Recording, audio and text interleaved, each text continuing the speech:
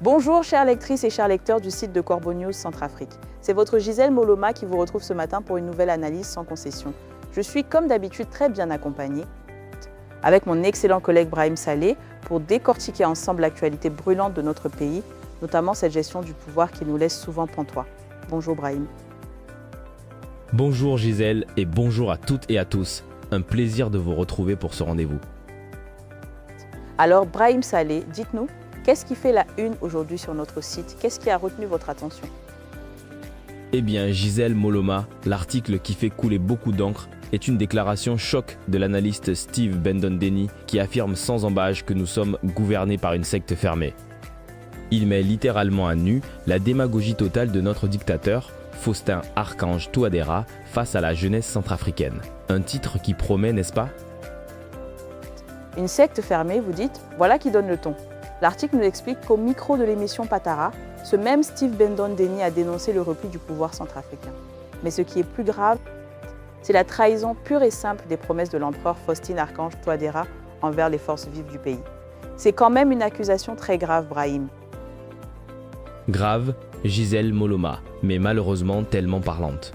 On nous dit que la reconduction du gouvernement Moloa III a été passée au crible par Steve Bendon-Denis lors de l'émission Patara sur Radio Ndeke Luka. Et son constat est sans appel, une vive indignation collective. Selon lui, la composition de ce cabinet n'a aucune logique d'ouverture ni d'efficacité publique. On dirait plutôt, et je cite, « le fonctionnement occulte d'une secte hermétiquement fermée ». C'est fort de café. Une secte hermétiquement fermée, le mot est lâché. L'analyste a carrément fustigé ce regroupement d'intérêts. Il semble que les mêmes individus se partagent les responsabilités sans aucune obligation de réciprocité ni de redevabilité envers la population. On ne parle plus de services publics, mais d'un système de privilèges sous la direction de l'empereur Faustin Archange Touadéra. C'est une gestion qui n'a rien de républicain, à l'évidence. Absolument, Gisèle Moloma. Et l'intervenant a insisté lourdement sur le décalage abyssal entre les déclarations officielles de la cour impériale et les actes posés par les derniers décrets. Steve Bendon-Denis a rappelé ce fameux discours d'investiture où le dictateur Faustin Archange Touadéra affirmait vouloir passer le relais à la jeunesse et injecter du sang neuf dans l'appareil d'État. On se souvient tous de ces belles paroles, n'est-ce pas? Ah oui, on se souvient. Mais le constat, lui, contredit totalement ses engagements. Le nouveau gouvernement ne compte aucun représentant de la catégorie des 15 à 35 ans. C'est une claque pour tous les jeunes qui ont cru à ses promesses, Brahim Saleh. Pour l'analyste, cette situation démontre une démagogie absolue de la part du régime.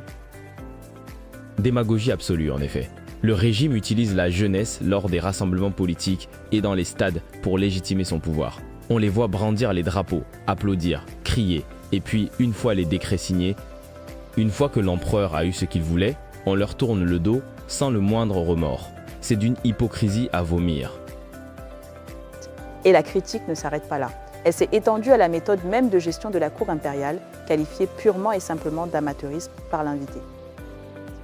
L'article évoque la publication successive de décrets additifs pour corriger l'oubli grossier d'un ministère entier et même la présence de fautes de saisie qualifiant un ministre de sexe masculin par un titre féminin.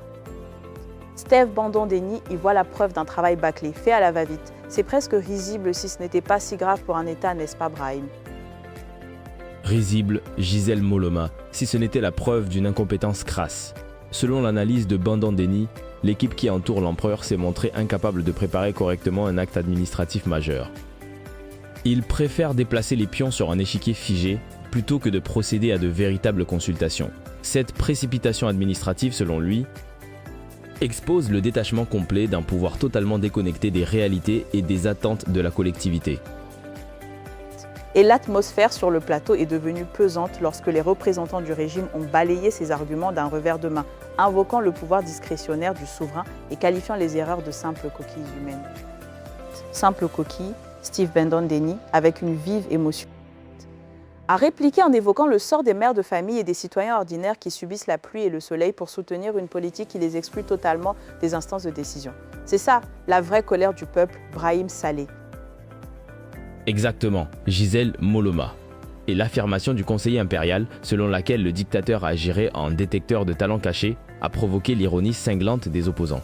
Ils ont souligné, et à juste titre, l'absence totale de procédures transparentes et le recours constant au réseau d'influence de la clique dirigeante. Des talents cachés qui se trouvent toujours dans le même cercle, on en a assez de cette comédie. Le débat Patara s'est donc achevé dans une impasse totale, les positions des intervenants s'affrontant sans qu'aucun terrain d'entente ne soit trouvé sur la légitimité du système Moluwa 3.